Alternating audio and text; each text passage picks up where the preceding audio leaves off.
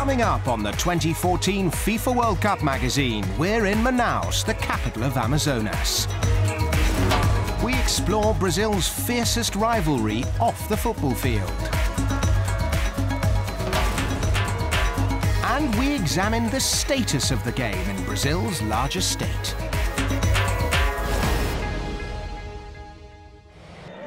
But we start in Asia, where the continent's top 10 teams launched their final push to qualify for the 2014 FIFA World Cup.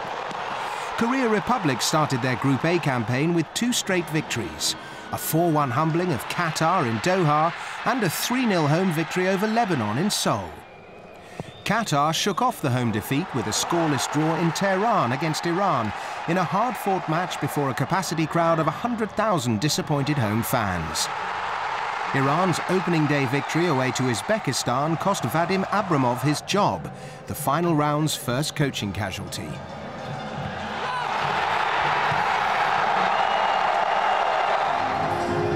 In Group B, Japan recorded 2 straight victories over their Middle Eastern rivals Oman and Jordan at Saitama's World Cup Stadium. This 3-0 opening day victory over Oman was followed by a 6-0 thrashing of a 10-man Jordan before the Blue Samurais collected a crucial away point from their fiercest rivals Australia in Brisbane. The Socceroos failed to break Oman's Ali Al-Habsi-led defence in Muscat. Not surprisingly, East Asian powerhouses have taken an early lead in their respective Asian World Cup qualifying groups for the 2014 FIFA World Cup Brazil. 8 times World Cup finalist Korea Republic are Asia's lone side with a perfect record. The 8th edition of the Oceania Nations Cup, held in the Solomon Islands, acted as the second stage of the Oceania Confederation's FIFA World Cup qualifying campaign. Tahiti, appearing in 2 previous finals in 1973 and 1996, edged 2008 finalists New Caledonia with a 10th-minute Stevie Chong-Hu strike. It was the first time a side other than New Zealand or Australia were crowned OFC champions. Tahiti will make further history when they represent Oceania in next year's FIFA Confederations Cup. The top 4 teams went through to the final round of OFC's World Cup qualifying campaign, which pits Tahiti against New Caledonia, New Zealand and Solomon Islands.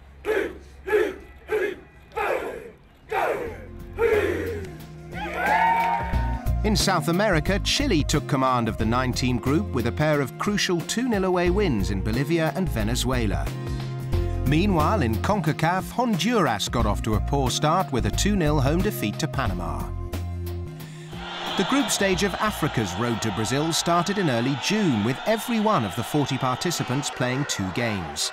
Ethiopia and Congo, 2 of the 11 who came through the preliminary stage, lead their 4-team groups respectively. Ethiopia held 2010 FIFA World Cup hosts South Africa to a 1-1 draw in Rustenburg. The Black Lions followed that impressive performance with a 2-0 home win over the Central African Republic to move atop Group A with 4 points. Africa resumes its long and winding route to Brazil next March.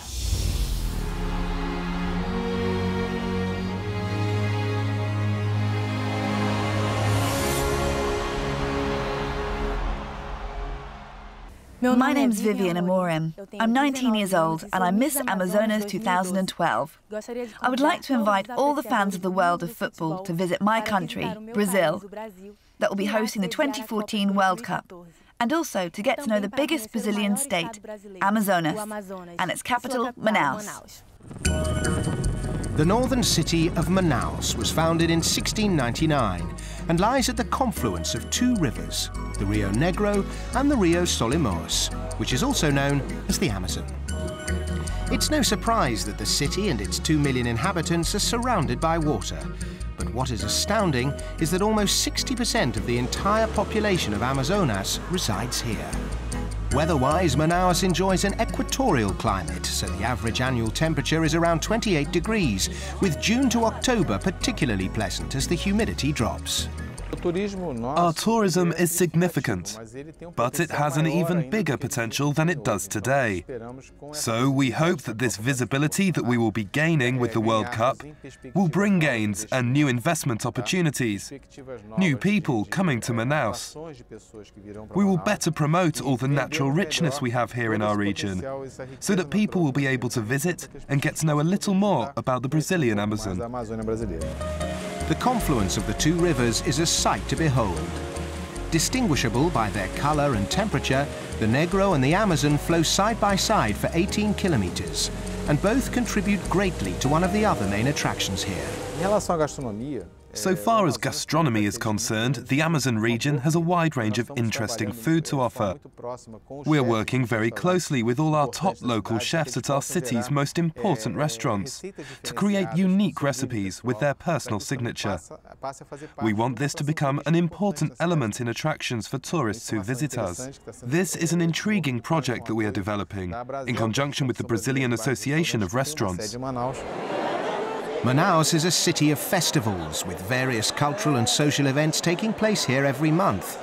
A popular 6-week-long food festival is held annually in May and June, and regularly draws visitors from across Brazil.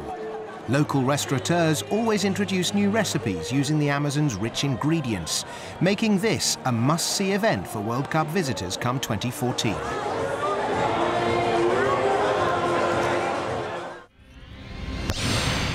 This was once the site of the largest multi-purpose sports facility in Manaus, the 43,000-capacity Estádio Vivaldão.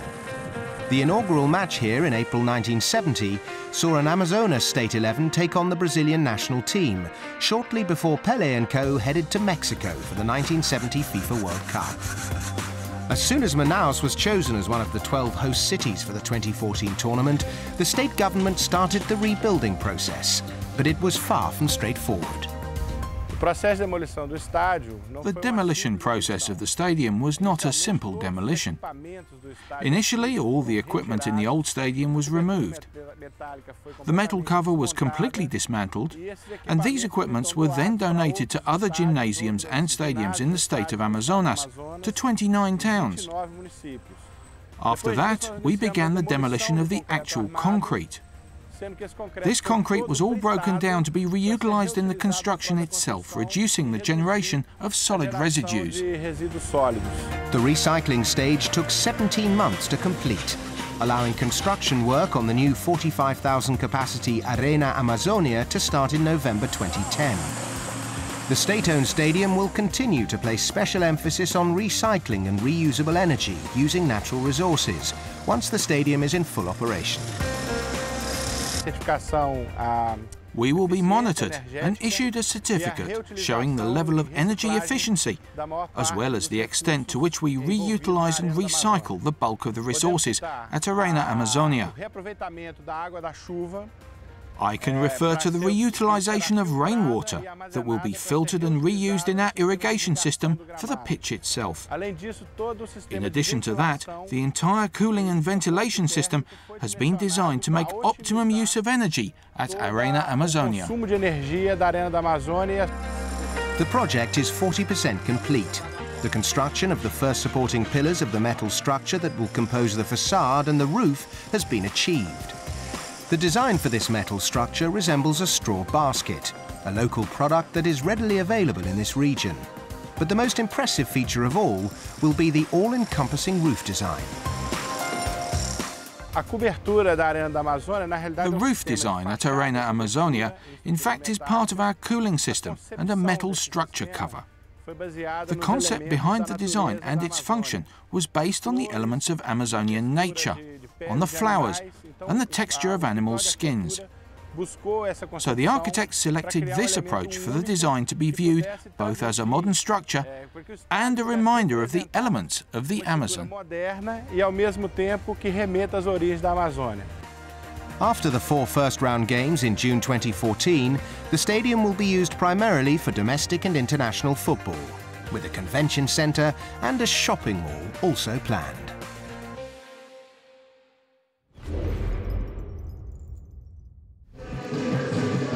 The unmistakable sights and sounds of the Rio Carnival.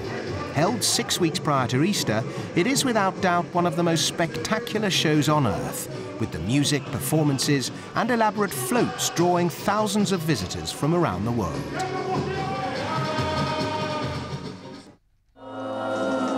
There are dozens of carnivals throughout Brazil, and whilst Rio's extravaganza is the headline act, many others are just as impressive. Take the annual Parintins Festival, which is seen by many as being bigger and better as far as its music is concerned. First staged almost a century ago, it divides Amazonia between the blues and the reds. It's a folkloric contest. It's open-air theatre, an opera with a different act on each night. It's a gigantic festival because it is equivalent to 6 samba school parades. Each night, each bumba enters with a new song, with a new theme, and everything changes. Clothes change, costumes change. There is a new song each night. So today, the Parintins Festival definitely represents the biggest folkloric event in Brazil. The city of Parintins lies 325 kilometres to the east of Manaus and is only accessible by boat or plane. The festival is held in the last week of June, but rehearsals begin some 2 months before and take place in the state capital, Manaus. In days gone by, the rivalry was intense and violent. Now the rivalry happens backstage. The other boy released a DVD. Then Caprichosa launched a Blu-ray. And the other boy cannot release a Blu-ray because they didn't want to. Now they will have to launch a Red Ray that doesn't exist yet. So there are these jokes. This is what moves it. No, my CD is better. My DVD is better. My towel guy is better. There is this rivalry that touches everyone involved in it. Caprichoso's rivals are the Reds, Amazonas, Garantido. They claim to have a bigger following and refer to themselves as the boy or ox of the people. In recent years, the Reds have taken their music beyond Brazil, introducing the rhythm of boi bumbá to the rest of the world. But they've remained true to their roots. Here we value the indigenous, the black, the white and the caboclo. And with this mix, we explore the Amazonian legends and myths, making those myths and legends well known in the whole world. This has become something very important to us, because through the lyrics of our toadas, that's how we refer to our music from the Amazon, and especially from the Parintins Festival, we're able to show the world, through our lyrics, the great myths and legends from the Amazon that were not widely known before. The Parintins Festival is perfectly timed for those who'll be heading to Manaus to watch the 4th and final game at Arena Amazonia on June 25th. It's a sight to behold at the best of times, but expect the Reds and the Blues to put on quite a show when the World Cup is on their doorstep. It's an event that has certainly captured the imagination in these parts. When we, in Manaus, received the news that we would be hosting the World Cup, we were overwhelmed with great emotions throughout the whole of our land. I think it hit us immediately that we would be able to promote our values to the whole world. It was a moment for all of us, and especially for me, being involved with many aspects of community life here, that was full of great and unforgettable emotions. The bois are an important part of the fabric of life in the Amazon region, and both groups do good work in the local community. Come festival time, though, all cooperation is put to one side, and with the introduction of judges and a new set of rules in 1966, the Garantido and Caprichoso become very competitive. As things stand, the Reds have won the festival on 25 occasions, with the Blues some way behind on 18. This rivalry is like Brazil versus Argentina, Vasco Flamengo, Palmeiras and Corinthians. It generates this unique passion we have here in the Amazon. Today the boys are a passion specific to our state, but it's greater than that. So I'll never let anyone look down on my boy, knowing well that there are several families whose livelihood depends on the boy. The boy does tremendous social work through dedicated school networks, linking our children to the Parintins Festival.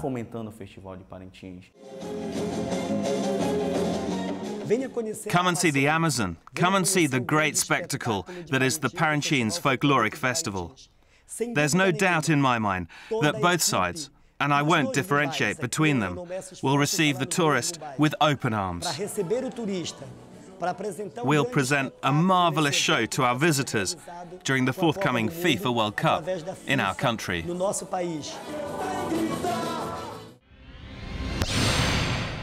At the National Institution of Amazonian Research, INPA in Portuguese, scientists from Brazil and around the world conduct important ecological and zoological research. While the Amazon rainforest attracts huge numbers of Brazilian and international tourists, visitors to INPA can experience the fauna and flora of this unique region of Brazil right in the heart of the city of Manaus. School children are regular visitors throughout the academic year. Here in Amazonas, it is a tradition to teach children right at the start of school about INPA and its research on the conservation of Amazonas. Those are values that we learn from childhood to preserve this land, this forest that is so important. It isn't just a cultural value, but also conservation that is a result of the preservation done by each one of us. Miss Amazonas first came here on a school visit a decade ago. But it was founded earlier in 1952 with the aim of better understanding the Amazon region. It's since expanded its operations to provide sanctuary to endangered species of the rainforest. In addition to public funding, a number of non-governmental organisations such as AMPA or the Friends of the Manatee Association have lent their support to INPA's efforts.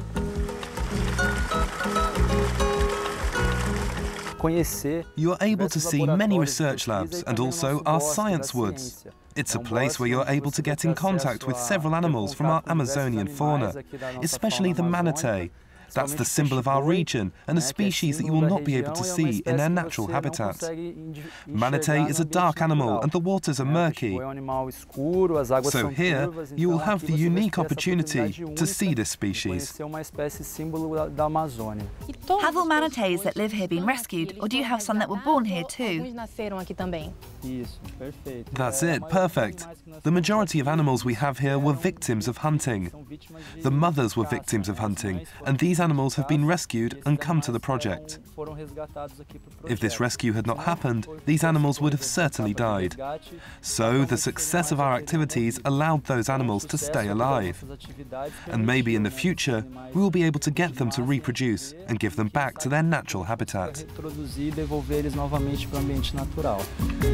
Returning animals to their natural habitat is a slow and careful process taking up to 10 years. In the meantime, INPA scientists and researchers also visit riverbank communities to educate the locals in the roles of various species to protect a well-balanced ecological system, hence reducing the threat of extinction of some animals. Brazil is an ecologically aware country. It has the goodwill to create projects needed to focus on such issues, and in the process, increasing the benefits tourists would enjoy by coming here. Tourism has a special place in Brazil now. I believe that people coming to Brazil to attend the World Cup will experience a welcoming country, an ecological country, and the event will certainly mark world history. Vivian is taking her passionate plea to protect the Amazon rainforest to the Miss Brazil 2012 contest this September, and from there, she hopes, the rest of the world. Professional football in the state of Amazonas dates back to 1914, with the first two clubs established in Manaus, a year prior to the first Campeonato Amazonense. But despite a century-long tradition of organised football and undoubted local passion for the game, clubs from these parts have yet to make their mark nationally.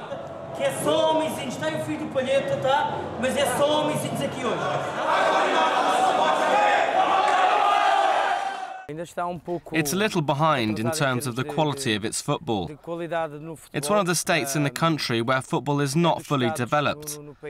There is some difficulty in the organisation of the championship itself. In terms of infrastructure and pitches, there are also some difficulties. But there seems to be a great will from everyone to improve all of this.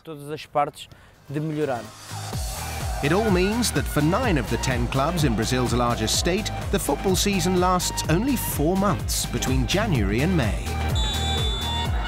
The state championship format frequently changes, with recent additions following a simple formula, pitting all 10 participating clubs against each other in a round robin. After the first round of games, the top 4 advance to the playoff stage to determine the champions for the first half of the season. The second half follows the same format and ends in mid-May. The state championship will then be decided in a 2-leg affair between the winners of the 2 halves of the season. Should the 2 halves be claimed by the same side, then no final will take place, and the state title holders would then move to play on in Serie D, the 4th tier of Brazil's national championship. It's evident that the place in Serie D is, without any doubt, the goal of all clubs playing in the regional tournament. Serie D and the Brazilian Cup, where we have 2 places, are the target of our clubs through the competition. So it's obvious that the single place in Serie D, especially now that the CBF provides funding for air tickets, accommodation, food and transport, will create huge motivation.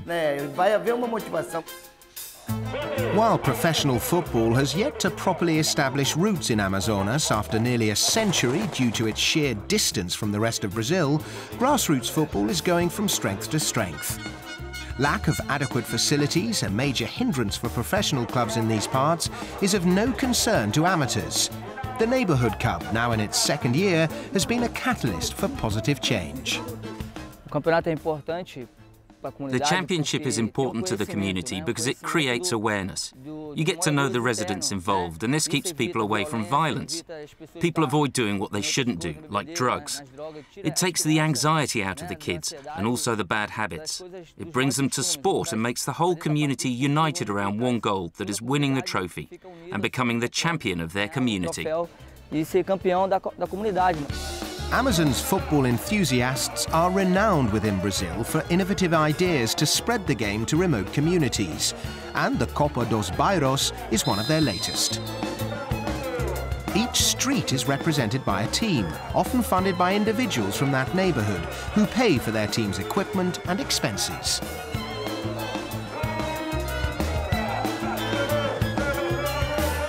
"64 teams from across the city competed in this year's edition, one that even attracted a number of retired professional players.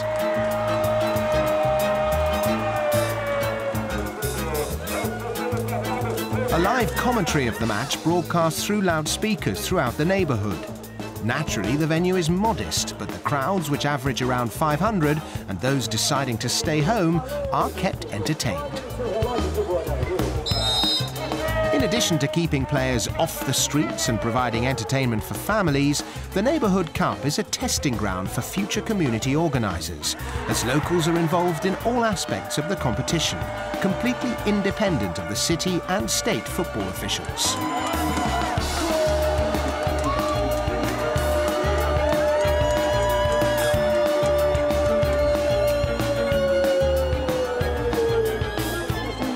Manaus' main professional football venue under reconstruction for another 18 months, city's football fans have deserted the professional game for now and are quite literally staying closer to home. Amateur football has great influence over the masses because the community feels part of it. Professional football doesn't have that. Ticket prices are extremely high. The clubs are distant from the community. Supporters no longer engage themselves like before. Clubs don't look for local talent to form their teams. They import players from other cities and states to play for them. That's why the community doesn't have a presence at the stadium, as they don't feel involved. Amateur football may be prospering in Manaus, but the pros know what's required of them. We need more investment. We need more eager directors with a sense of adventure. We need investors who would be willing to take risks within our competition. But we also need to have attractions. Fans turn their back on football without attractions. So that's why I say that having the appropriate place for you to accommodate 20, 30,000 people will encourage the directors to invest. Because he knows there will be enough public for him to get a return on his investment. So I think we need a number of elements to come together for us. A proper sporting venue attracts investment, and investment brings the fans back to the football venues. For the time being, around 4,000 or so die-hard fans head out to the Estadio Cesi to follow their teams. And those of FAST saw their team clinch the season's second half with this victory over Iranduba. But their attempt to claim what would have been their 8th state title was thwarted by Nacional. For them, it was their 40th state championship, and they'll be representing Amazonas at national level next year. The State Football Federation is reviewing their domestic calendar with plans to extend it to a full 9-month season. Saturdays will be set aside for local games, and that lengthened competition, combined with the new infrastructure in place by 2014, could well be the turning point for football in Manaus. Next month, we follow the FIFA General Secretary on his visit to Brazil. As well as visiting the capital, he heads to the northeast to look at the progress of preparations in Natal. And he also enjoys the art and culture of Recife. See you then.